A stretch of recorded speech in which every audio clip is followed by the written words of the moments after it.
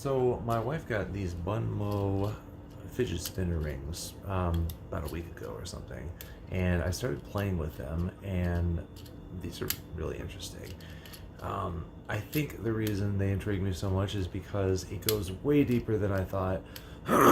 It comes with like this book where it has like 30 different tricks or something, and I looked at the videos on their thing demonstrating them, and I'm trying to follow along, and I'm like, man, that's actually pretty deep because I've always been huge on things like finger dexterity, and I've played with a lot of clickers and little fidget things, and this is satisfying in a different way.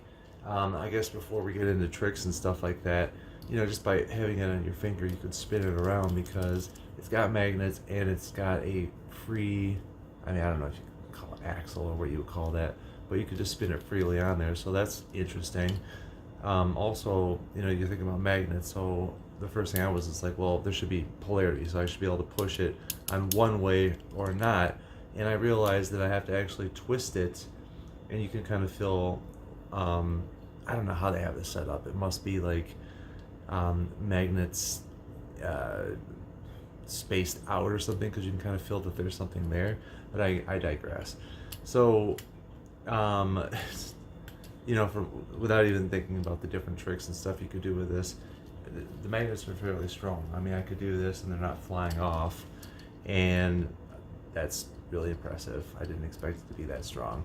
But going into the tricks and stuff, I remember one of the first ones that I started doing is like, you have your middle finger not used, and then you've got these two, your index and your ring finger, and you just kind of throw that boy in the middle, and then you use your middle finger to, it's got like a free axis in there, so you can kind of manipulate it different ways. And it reminds me of kind of like when people are doing like finger tutting. That's like when you're like dancing with your fingers. I can't really do that, so I can't show you as an example, but I've always been huge in finger dexterity in general, and this is pretty cool. I mean, even like trying to switch between your different fingers, and I mean, you could invent so many different challenges for yourself to try to. Yeah, I kind of got lost right there. But you could invent a whole bunch of different strategies for how you're going to get at dexterity. Like, I don't know, maybe you're playing guitar. I know I would do finger dexterity things for to improve my piano skills, and I found that I could translate some of the skills from doing funny little things like this in tasks and saying, okay, well, I'm gonna do this. It forces you to move your fingers in a way to manipulate an object that you're not used to doing, and it's so weird at first, but there's something oddly satisfying about being able to move these things around, and because the magnet's so strong, it stays there. It's not going to fly off. You don't have to worry about that.